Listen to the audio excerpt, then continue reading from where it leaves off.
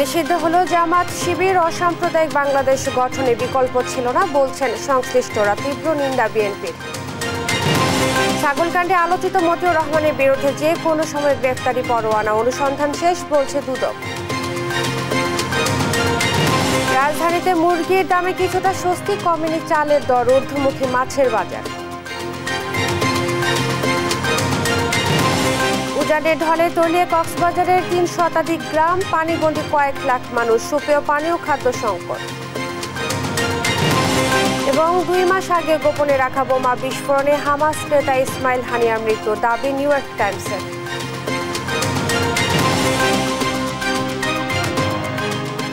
দেখছিলেন সংবাদ শিরোনাম, সঙ্গে আছি আমি শাহজাহান মনি। এবারে বিস্তারিত। অবশেষে নিষিদ্ধ হলো জামাত ইসলামী ও ইসলামী ছাত্র শিবির। বৃহস্পতিবার বিকেলে প্রজ্ঞাপন জারি করে স্বরাষ্ট্র মন্ত্রণালয়।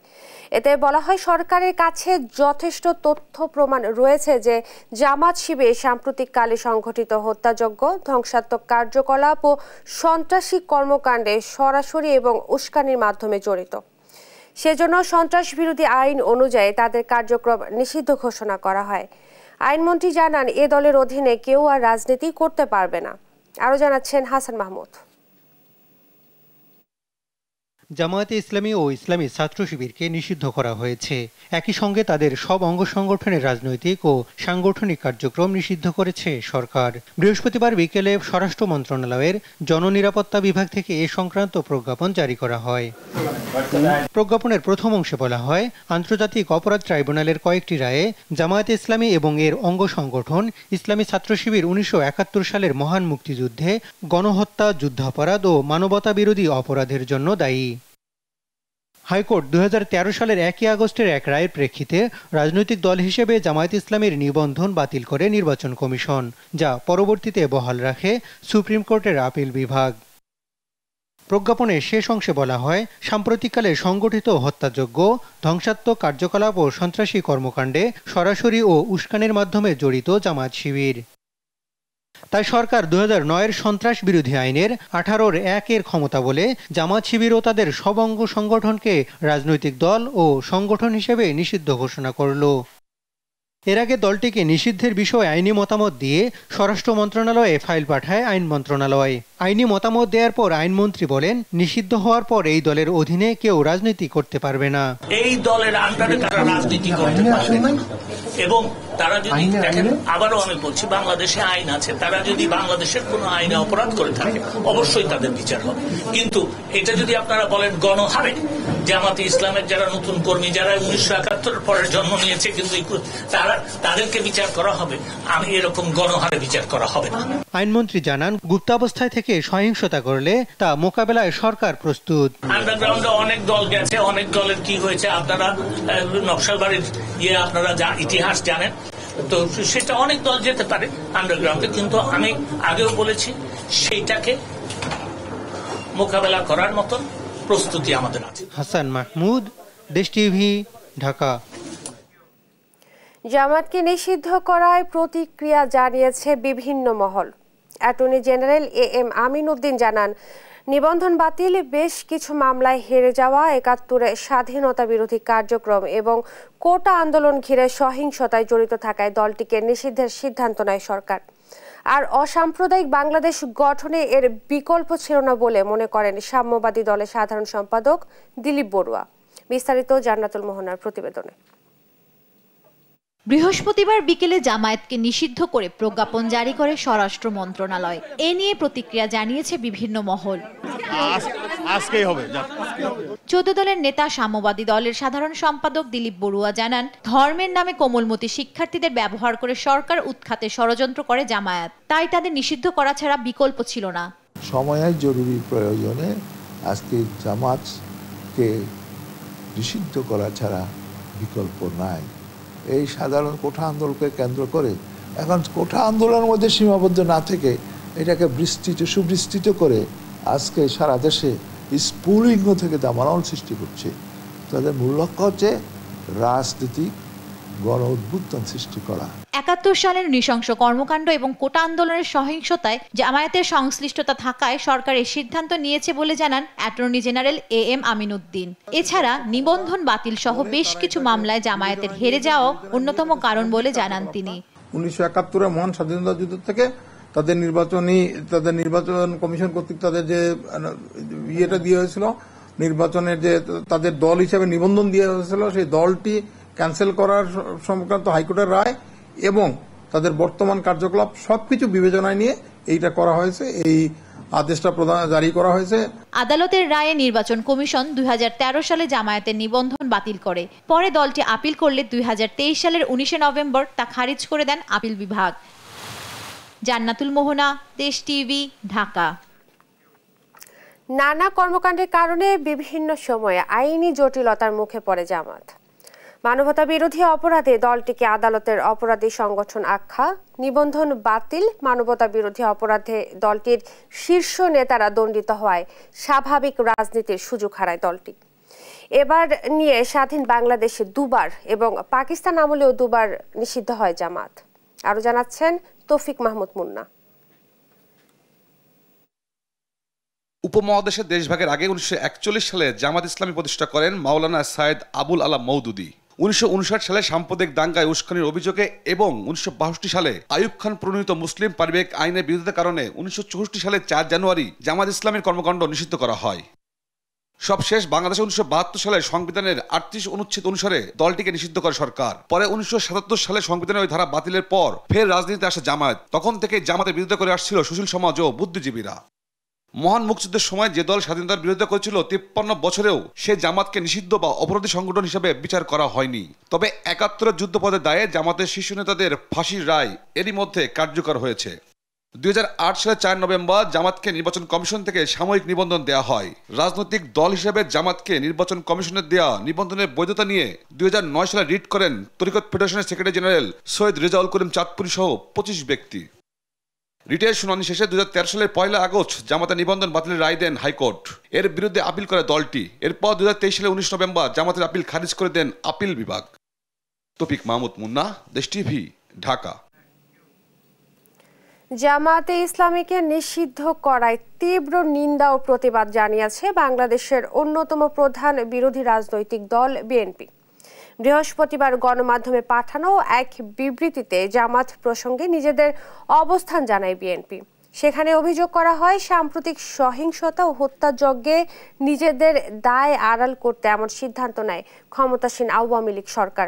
বলা হয় চক্রান্ত করে তারা নিজেদের দায় এড়াতে পারে না। সরকারের নির্দেশ ও পরিকল্পনাতে ইতিহাসের জঘন্যতম হত্যাকাণ্ড ঘটানো হয়েছে বলে দাবি করা হয় বিবৃতিতে।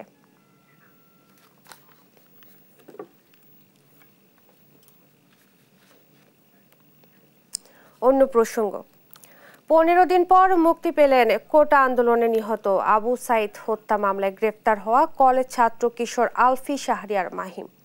বৃহস্পতিবার বিকেলে রংপুর কেন্দ্রীয় কারাগার থেকে জামিনে মুক্ত হন তিনি। এই ভুলের দায় কে নেবেন? মাহিমের আইনজীবী এমন দাবি করলেও পুলিশ বলছে তদন্তে নিরপরাধ প্রমাণিত হলে অব্যাহতি পাবেন তিনি। আর এই ঘটনায় নিরপরাধ মাহিমকে হয়রানি না করার দাবি পরিবারের। রংপুর থেকে রফিকুল ইসলামের প্রতিবেদন, ছবি তুলেছেন মাহমুদ রকি। গেল 18 জুলাই আন্দোলনের সময় তাজহাট থানা এলাকা থেকে Rangpur police lines school and কলেজের শিক্ষার্থী কিশোর মাহিমকে গ্রেফতার করে পুলিশ। পরের দিন 19 বছর বয়স লিখে আদালতে পাঠালে শুনানি শেষে তাকে কারাগারে পাঠানোর নির্দেশ দেন বিচারক। জামিনে মুক্তি পাওয়ার পর বিষয়টি নিয়ে কথা বলেন মাহিমও। যখন আমি সেন্সলেস হয়ে পড়ে গেছিলাম তখন টিয়ার গ্যাস ছাড়ছিল, তো যখন টিয়ার গ্যাসটা সেরেছিল তখন আমার পিছন থেকে তো সবাই চলে গেছে, তখন আমি একাই পড়ে গেছিলাম, তখন আমাকে ধরছে। মাহিম বয়সে কিশোর এবং নিরপরাধ এড়িয়ে ফেসবুকে পোস্ট করেন তার বোন সানজানা আক্তার স্নেহা।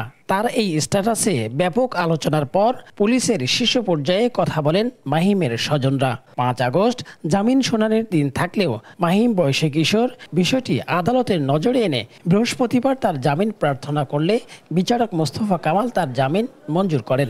তবে মামলা থেকে অব্যাহতি দেওয়া হয়নি। আজকে আদালতে আমরা আগাম জামিন শুনানির জন্য দরখাস্ত করেছি। দরখাস্ত করার পর সেটা শুনানি হয়েছে। শুনানি হওয়ার পরে শিশু ফাহিমকে আদালত সন্তুষ্ট হয়ে জামিন প্রদান করেছে। পরিবারের দাবি, অনেকটা নিখোঁজ থাকার পর আদালত থেকেই খোঁজ মেলে মাহিমের। বয়সে কিশোর আর সংঘর্ষে সংশ্লিষ্টতা না থাকায় মামলা থেকে অব্যাহতির দাবি করেন তারা। ব্যবস্থা নেওয়ার আশ্বাস পুলিশের। জামিন দিল ঠিকই আছে, কিন্তু জামিনই কি আসলে মুক্তি? তাকে এই যে মামলা থেকে প্রত্যাহার করলো না, তার সে যে একজন শিক্ষার্থী, তার জীবনে কি এই মামলাটার দাগ থাকবে না? আমার বাড়ি তো ওখানে, আমার ছেলে ওখানে থাকবে না, কোথায় থাকবে?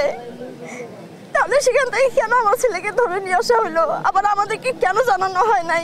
এই মামলা থেকে আমি সম্পূর্ণভাবে অব্যাহত চাচ্ছি যে আমার এই ছেলে যে উপরে যাতে কোনো আর অভিযোগ না থাকে, নির্দোষ ছিল, যে সে নির্দোষ। অরিজিনাল বয়স হচ্ছে 17 বছর, তাই না?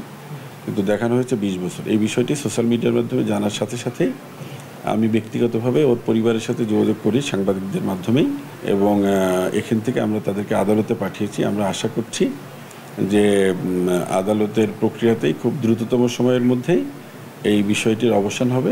শিক্ষার্থীদের এভাবে গ্রেফতার না করতে আইনশৃঙ্খলা বাহিনীর প্রতি আহ্বান জানান রংপুরের বিশিষ্টজনরা। রফিকুল ইসলাম, দেশ টিভি, রংপুর। রাজধানীর কাউরান বাজারে দাম কমেছে ব্রয়লার মুরগি ও সোনালিকা মুরগি। বিক্রি হচ্ছে 170 ও 260 টাকা কেজি দরে। সাপ্তাহিক ছুটির দিন বাজার ঘুরে দেখা যায় ব্রয়লার ও সোনালিকা মুরগিতে দাম কমেছে কেজি প্রতি 10 থেকে 20 টাকা। যদিও মুরগির এমন দামও অনেক বেশি বলছেন ক্রেতারা। আর সাদা ও লাল ডিম বিক্রি হচ্ছে 140 ও 150 টাকা ডজন। এ সপ্তাহে চালের দাম কমেনি। আগামী সপ্তাহেও দাম কমার কোনো সম্ভাবনা নেই বলে জানিয়েছেন বিক্রেতারা। আটাশ চাল 55, নাজির শাইল 70 থেকে 80, মিনিকেট 68 থেকে 70 ও স্বর্ণা 52 থেকে 54 টাকা কেজি দরে বিক্রি হচ্ছে।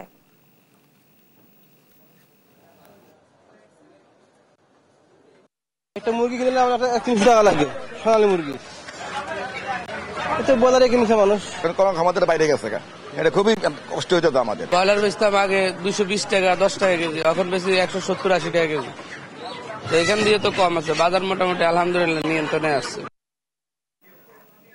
বাজার পরিস্থিতি নিয়ে জানাতে রাজধানীর কাউরান বাজার থেকে যুক্ত হচ্ছেন সহকর্মী ইফতেখার রেজা। ইফতেখার, সাপ্তাহিক ছুটির দিনে বাজার পরিস্থিতি কেমন দেখছেন? ক্রেতার জন্য স্বস্তির কোনো খবর আছে কিনা জানাবেন।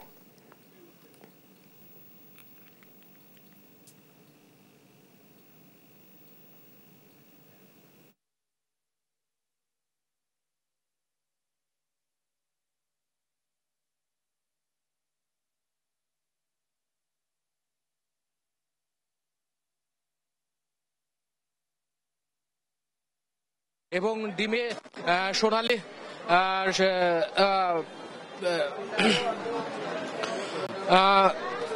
লাল ডিম বিক্রি হচ্ছে 150 টাকা ডজন এবং সাদা ডিম বিক্রি হচ্ছে 140 টাকা ডজন এবং লাল এবং সাদা ডিম বিক্রি হচ্ছে হালি প্রতি 50 টাকা করে কেজি।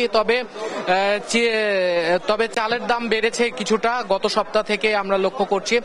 মিনিকেট চাল বিক্রি হচ্ছে 68 থেকে 70 টাকা প্রতি কেজি এবং এর সাথে নাজির শাইল চাল যেটি রয়েছে সেটি বিক্রি হচ্ছে 70 থেকে 80 টাকা কেজি এবং আটাশ চাল বিক্রি হচ্ছে 54 থেকে 55 টাকা কেজি। এবং আমি আপনাকে জানিয়ে রাখতে চাই যে মুরগি, ডিম এবং চাল বাদেও দাম বেড়েছে কিছুটা। মাছের 350 থেকে 400 টাকা কেজি প্রতি কেজি কাতল মাছ বিক্রি হচ্ছে এবং রুই মাছ বিক্রি হচ্ছে 350 টাকা কেজি।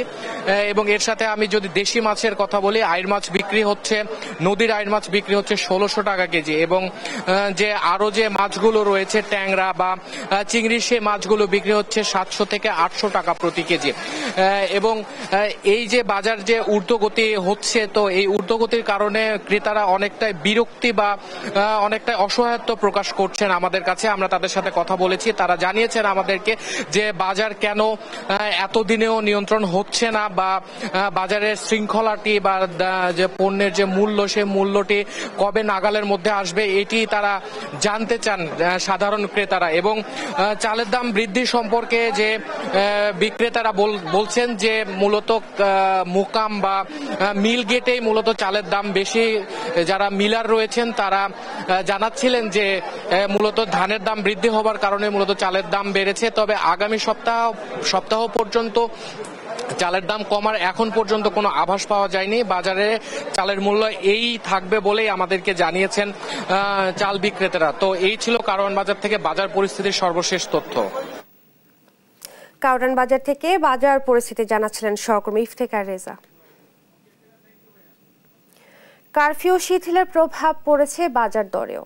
গেল কয়েকদিন আগেও কারফিউ সহ নানা কারণে ব্রাহ্মণবাড়িয়ার শাকসবজির বাজার দর ছিল অনেকটা চড়া, কিন্তু কারফিউ দীর্ঘ সময় শিথিল হওয়ায় শাকসবজির সরবরাহ বেড়েছে।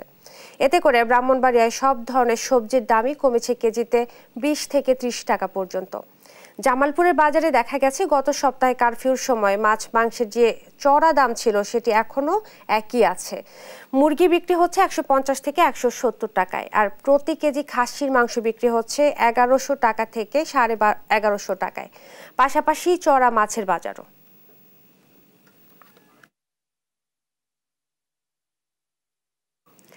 সাধারণ মানুষের নাগালের বাইরে নিত্য প্রয়োজনীয় পণ্যের দাম।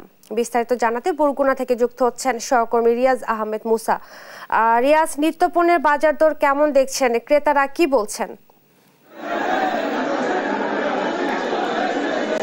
অসংখ্য ধন্যবাদ। আমি এখন রয়েছি বরগুনা পৌরবাজার এলাকায়। নানা অজুহাতে নিত্যপণ্যের সরবরাহের ঘাটতির দোহাই দিয়ে কিন্তু প্রতিনিয়তই কিন্তু কোনো না কোনো পণ্যের দাম বাড়ছে। যে পণ্যের দাম বাড়ছে সেটি আর কিন্তু কমার কোনো লক্ষণ নেই। আমি এখন রয়েছি পৌর মাছ বাজারে এবং মাছের সরবরাহ যেমনটা রয়েছে তার থেকে কিন্তু ক্রেতার সংখ্যা খুব বেশি এবং যে কারণে কিন্তু দাম খুবই চড়ায়। আর এদিকে 3 নম্বর সতর্কতা সংকেত থাকার কারণে সাগরে মাছ ধরতে জেলেরা যেতে পারছে না। সবাই কিন্তু কুলে ফিরে থাকার কারণে মাছের যে ঘাটতি সেটি কিন্তু এখন দৃশ্যমান। আমি যদি একটু দাম বলার চেষ্টা করি, ইলিশ বিক্রি হচ্ছে 800 থেকে 2000 টাকা কেজি দরে, তপসে মাছ 800 টাকা কেজি দরে বিক্রি হচ্ছে, যেটি 6 থেকে 700 টাকা ছিল, এবং পোয়া মাছ 300 থেকে 350 টাকা কেজি দরে বিক্রি হচ্ছে।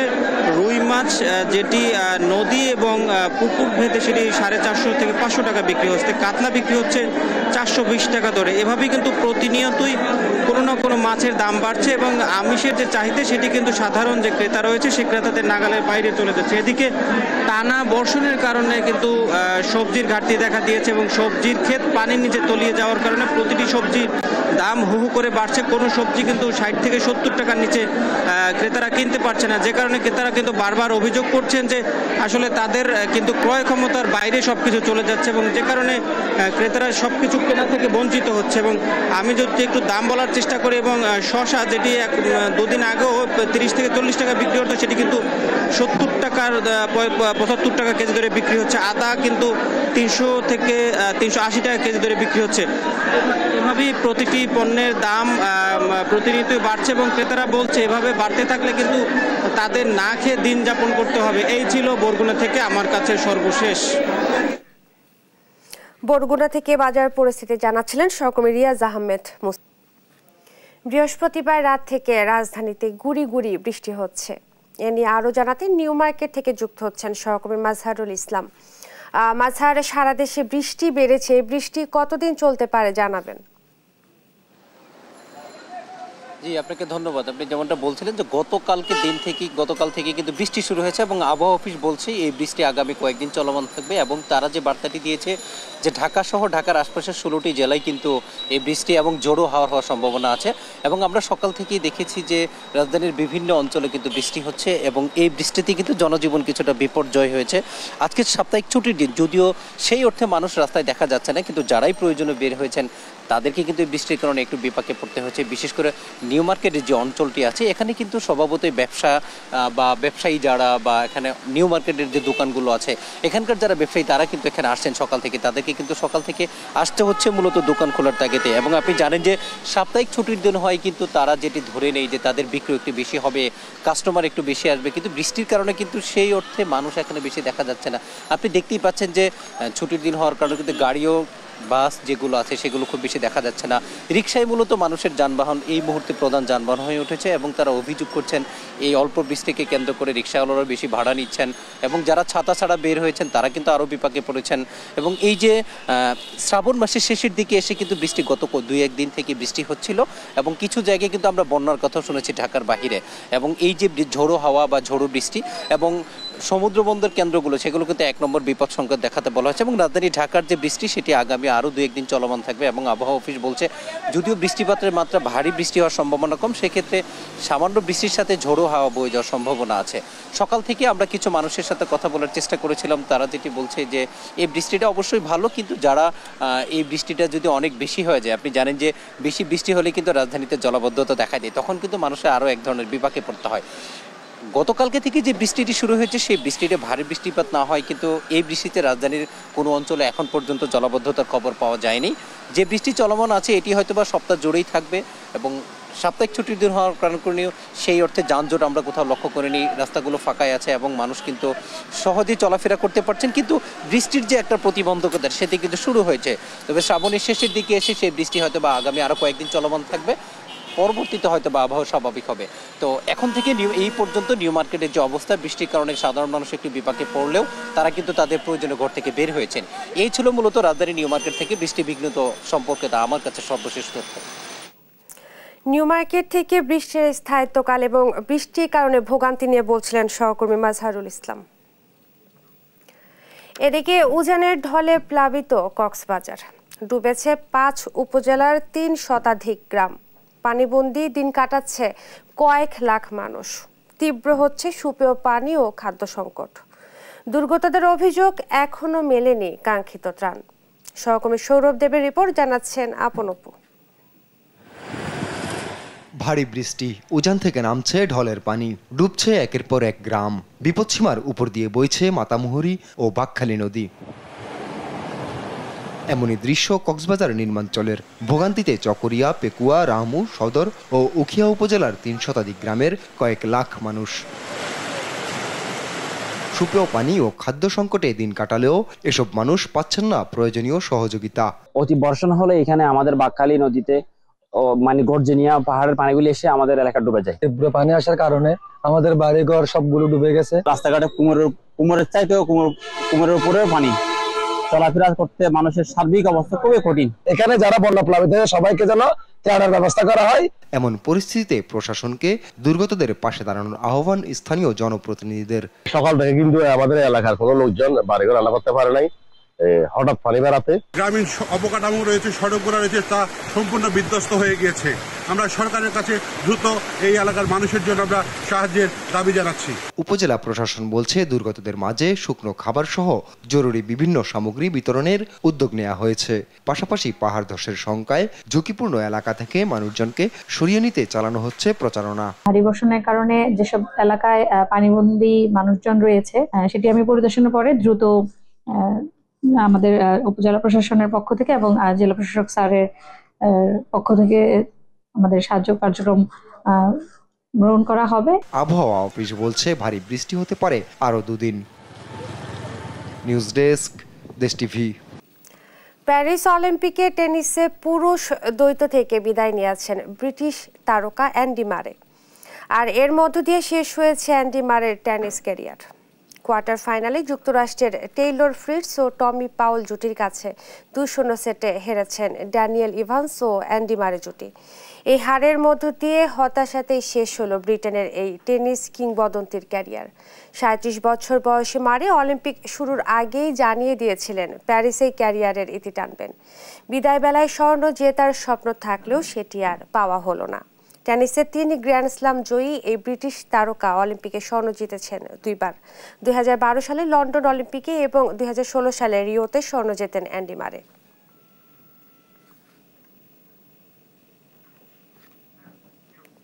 এই ছিল এখনকার সংবাদ সকাল। পরের বুলেটিন দেখার আমন্ত্রণ রইল। ধন্যবাদ সবাইকে।